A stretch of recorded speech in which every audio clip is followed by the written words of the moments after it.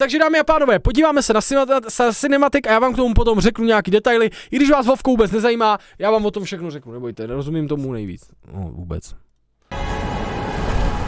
Let's go. Takový spoiler. Hele, no, nebudu nic říkat, prostě si to dopustíme. A nebudu k tomu nic říkat. Zas máš na hovno zvuk. Jo. Před 10 000 lety, kdybyste to nemohli přeložit. Titulky nemají. Prostě tohle je svět, vole. Já vám to pak k tomu řeknu. Kameru nedám pryč, tady musím být.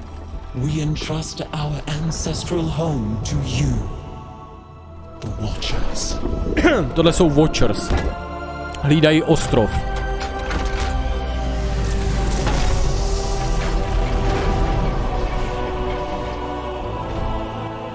Počkej, pustíme všechny.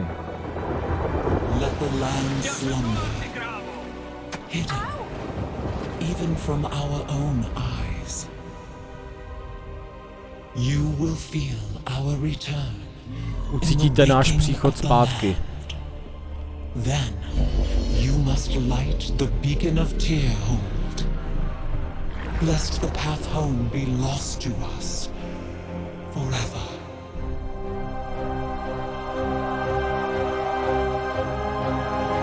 Blizzard Entertainment. Nevím, proč to nevydávají ve 4K. Jsou titáni takový, co hlídají ten ostrov. A po 10 000 letech se probouzí. Je čas na návrat. Uvidíš. Hell yes. Ty pičo, Mikey. Mikey, hned přečtu všechno. Hele, za mě už ten feeling na začátku, jak chci říct, to jsem cítil, když jsem to sledoval, jako bych nesledoval trailer na World of Warcraft, jo? Jakoby nevidím v tom nic, co by mě evokovalo World of Warcraft. Až na ty dveře teďka, jako trošku. Jo, ale jako kdybych nevěděl, že to je World of Warcraft, tak hodně přemítám nad tím, co to je za hru. O co tady jde, to byly moje první pocity z toho, jo? Jsem nějak nechápal, že jako furt nic, kde je nějaký záparák. Prostě...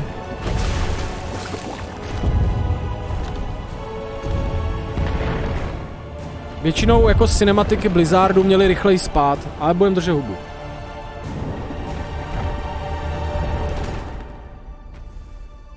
Bohužel už to nikdo...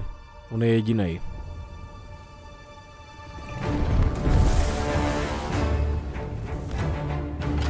Říkal, že až bude čas, tak je zavolají zpátky. Jenomže to nevalí.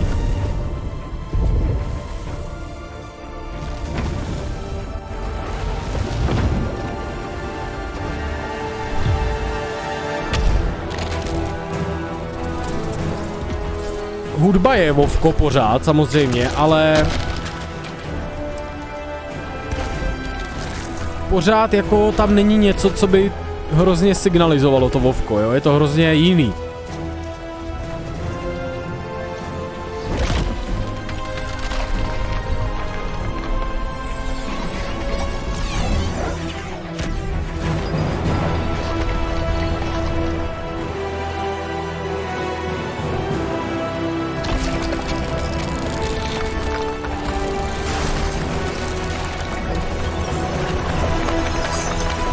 Mi říkali, že musí spojit tu energii zpátky.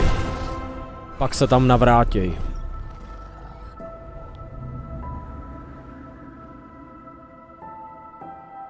A kdo se tam navrátí? To už nám vyspoileroval trailer na začátku. Je to dračí ostrov, který 10 000 let spal.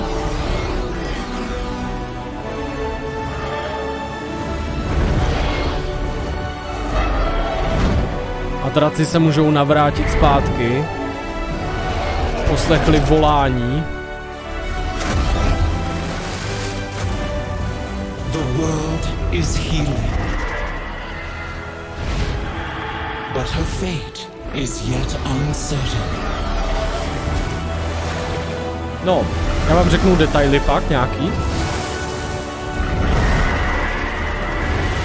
Together, we shall be Azeroth's protectors once again.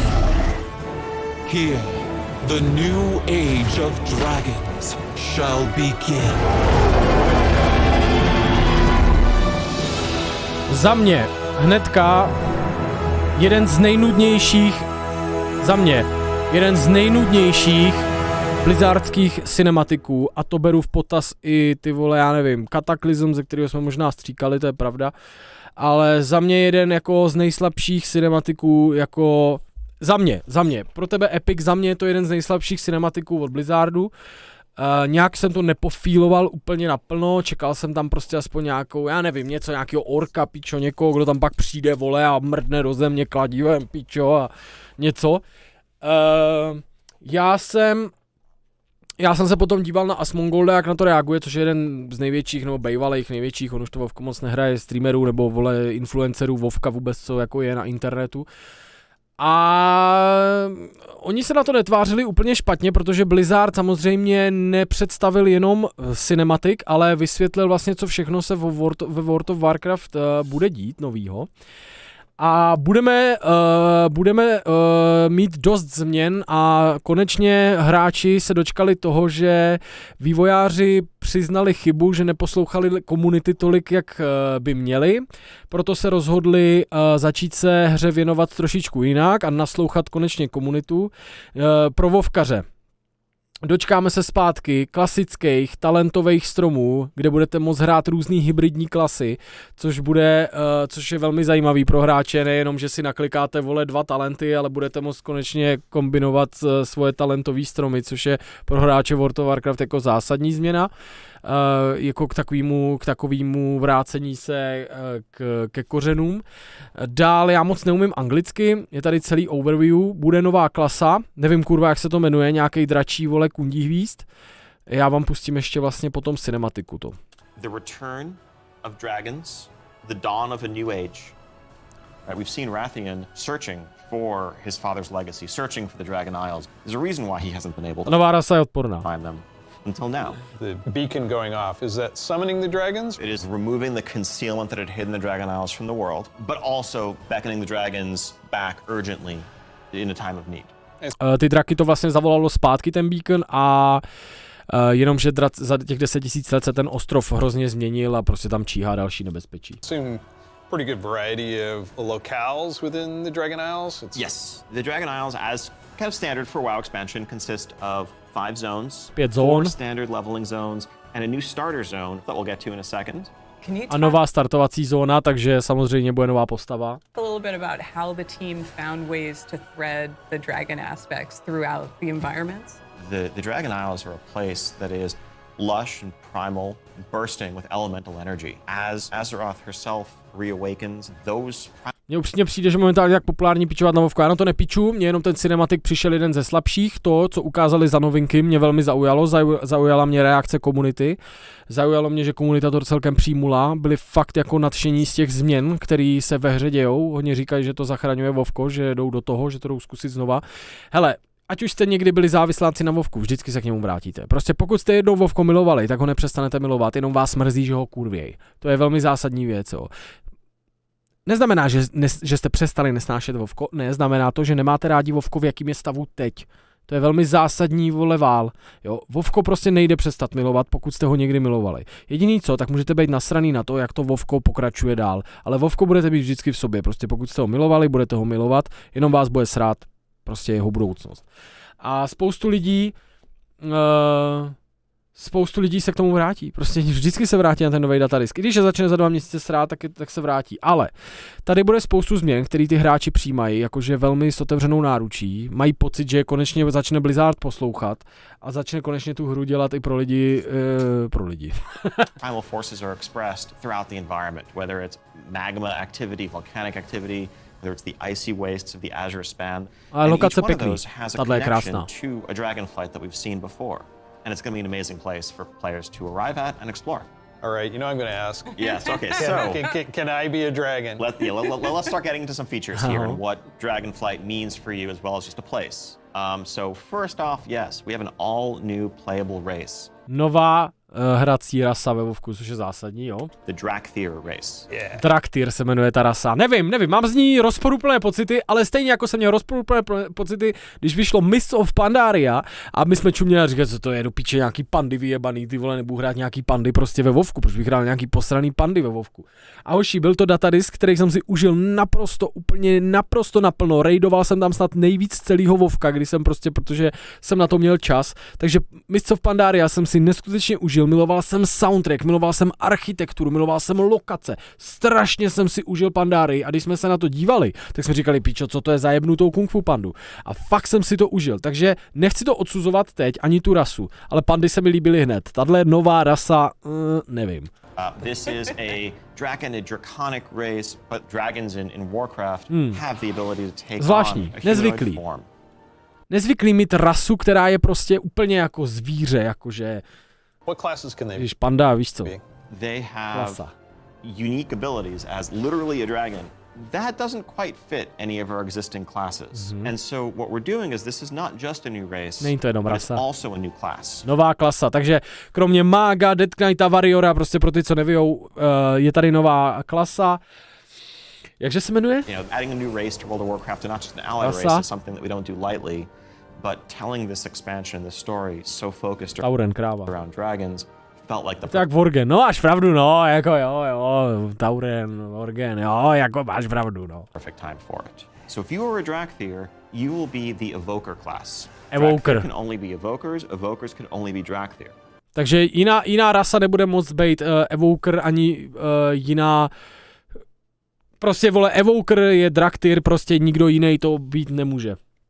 And the reason why only a Drakthir could be an Evoker is that an Evoker is really combining the ability to call upon the magic of the different aspects with the unique physical gifts that a Drakthir has. Yeah. The ability to actually take flight and do it in Nixia Ty style, píčo. strafing deep breath over the battlefield, land on the other side. To je ten důvod, proč může být jenom Draktyr Evoker, protože je to spojený s jeho fyzičnem, s toho, že může vzlítnout prostě a přeletět a spálit tě, což jiná postava neumí, že jo, Tauren vole nevzlítne a nerozkropí tě ze zvrchu. Takže to bude velmi zajímavý. Ale je to race specific, no, nebude to moc být nikdo jiný. A bude to Ranger DPS, kouzelník vlastně dá se říct, lomeno healer. Knock everyone back with a wing buffet, and then unleash your magical abilities. Yes, please. The Evoker has two specializations. They're a hybrid of either ranged DPS or healer. And they wear male armor. We figured, you male know, armor. with the new hero classes Male armor, konečně, jo. we've added over the years, we have enough melee, we don't need more of those. And also probably don't need any more leather wearers. The raid leaders are gonna love you for that. Exactly. This is definitely a hero class. And so that means that, you know, like the Death Knights before them or Demon Hunters, they will be starting level 58. And then they're going to have a new starter Začínají na zone. level So they're gonna have 58, jako Death Knighti dřív, mají svou startovací zónu. a slightly different journey into the Dragon Isles as opposed to the rest of us that are sailing there from other parts of Azeroth. Can you talk a little bit about the customizations? Like what is going to be able to Budou tam identify další my novinky, hodně. Drakthir character? Basically anything and everything. You know, Všechno skin se color, můžete hair upravit. color, jewelry, Tyhle vypadají super, jako tyhle vypadají super. tattoos, other adornments. Mm. You can make this character the expression of your identity in Azeroth. New zone. On se promění, to je takový human, vole. To je takový human, on má jakože... More of those. For that. Demon Hunters, they will be definitely probably don't need any more Jako leather wearers. The raid leader. Like the Death Knights before them, a slightly different. Can you talk a little bit of character? Basically anything and everything. Jak You know, Worgen, skin no, ukaž color, to hair vzadu. color, Jasný, no, tak to je dobrý. jewelry, tattoos, Takže vole, jakoby Horda bude mít taky takovýhle humany. Jako. other adornments. You can make this character the expression of your identity in Azeroth. Okay, New Blood Elf spíš. zone. New class. Yep. New race. Well, tell us about some of the system updates. Or System features. update. Of course, the new expansion brings with it, you know, new systems, new features. I think in recent expansions, Neutral. one of the things we've tended to do is really have these deep features Bude ho mít that Aliance i were Horda. closely tied to a specific expansion that would then get left behind as we moved on. And we've heard loud and clear from players that, you know, it's kind of a bummer to start off every new expansion by leaving a large part of your character behind, by leaving a large part of your progression behind. So this time around, what we're doing is really pouring all of our energy into permanent revamps, overhauls, and improvements to World of Warcraft's core systems. Things Budou měnit celý core system World of Warcraft. No. like our progression systems, in this case our talent system, is something that we want Talent to completely system. revamp. We want to take a look at our UI. Konečně, vole, UI a všechno budou měnit, to je valba, ne? We want to take a look at professions. So with the talent revamp and the arrival of Classic, did you learn anything about how our talents work? I think seeing a new generation of players play with those talents and work through those talent trees really underscored some of the things that frankly we lost when we shifted Jako na to přišli prostě teď, že ztratili vlastně spoustu věcí z talentových stromů a teď jim to jako došlo najednou. to the Mists of Pandaria style talents and beyond. A big piece of that was some of just the granularity, the feeling of getting a level and spending a point to customize your character to make yourself a bit better in some specific way. No jasný, takže při každém levelu prostě jste ztratili takový ten pocit, že si jdete dát ten jeden point do talentu prostě, abyste se zase posunuli dál. To je prostě pravda, to jim prostě chybělo, víš. But also, you know, that sense of hybridity that you could have. That's something that we've Sense largely hybridu, lost. no, jako že si And so můžeš the tu new talent postavu system dělat podle sebe. avoids directly pitting player power throughput choices directly against those sort of utility. Takže talenty zpátky, ty vole, po nevím kolika And letech, we also zajímavý. understand that, you know, there's a lot of strength in the flexibility of the modern talent system to let players customize their talents for a particular encounter or for dungeons versus PvP. And we Já don't nejsem want to moc lose any rád, of že that. to vyjde, protože to je So John, UI? Oh my God.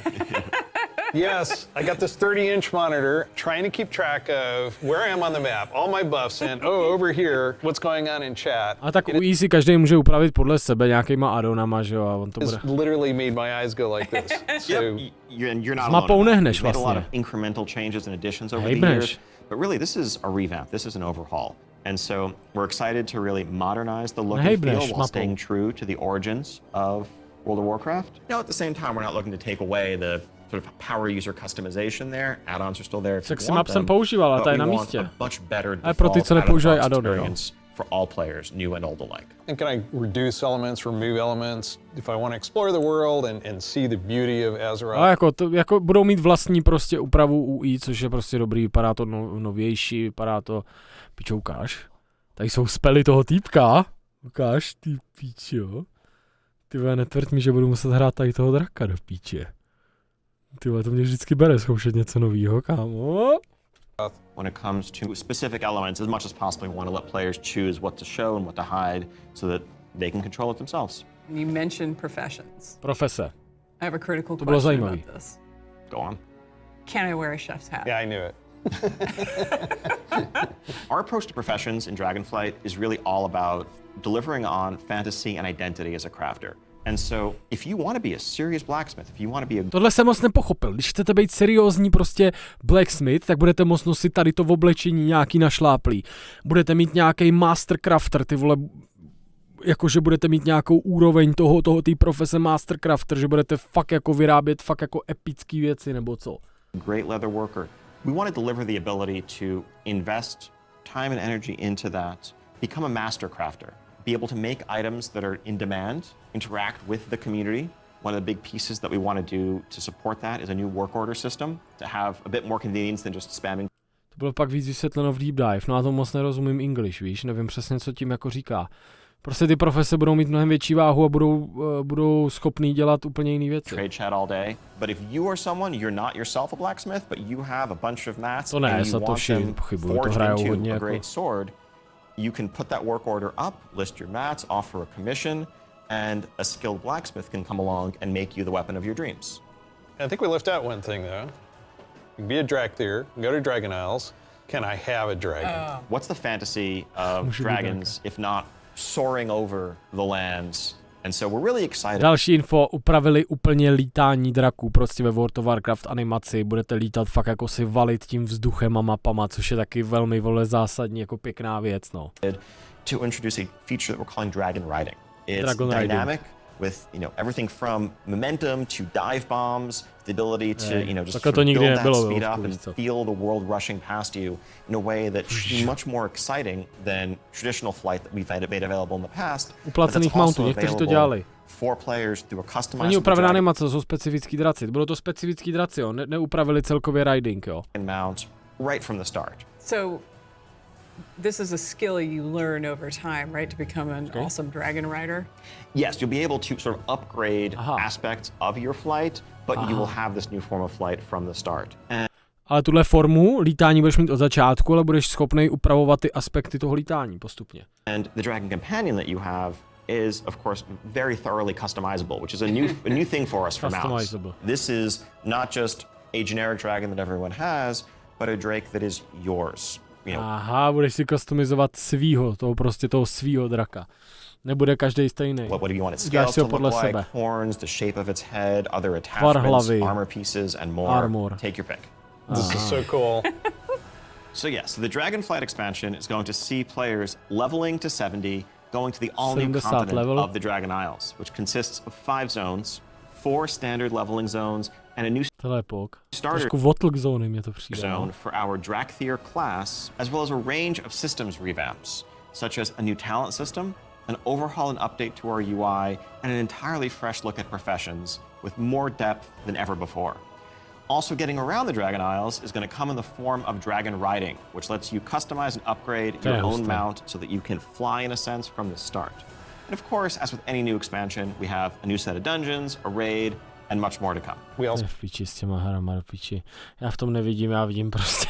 have an alpha. Já vidím prostě ten čas do prdele, co tam budeš muset bejt, ty vole, v té hře, kurva. My fakt budeme v 60 hrát ještě nový Vovka, vole, nový peče, no to je v prdeli. Hned přečtu, Oši. Will be starting up in the future. Check out our website for more to come. We also have an alpha that will be starting up in the future. Check out our website for more information and keep an eye out for those opt-in signups if you want to help us test out Dragonflight and give us even more feedback to make it better. We do have a deep dive that follows this, so please stay around. Classic players, we haven't forgotten about you. You could probably guess where we're gonna go next. A samozřejmě víme, že je klasik World of Warcraft, The Burning Crusade, no a my všichni víme, co následuje po Burning Crusade a hlavně hráči World of Warcraft. One of the all-time favorite expansions for World of Warcraft. Let's watch the cinematic. Z tohohle jsem měl jinou husí kůži, no.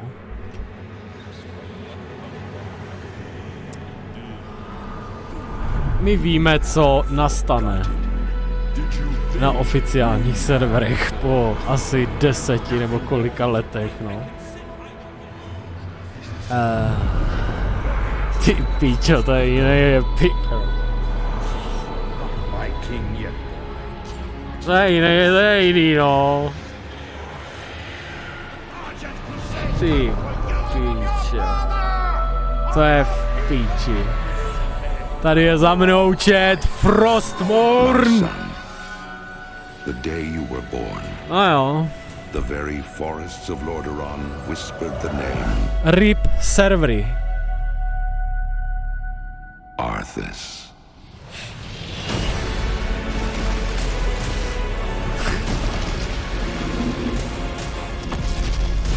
When my days have come to an end,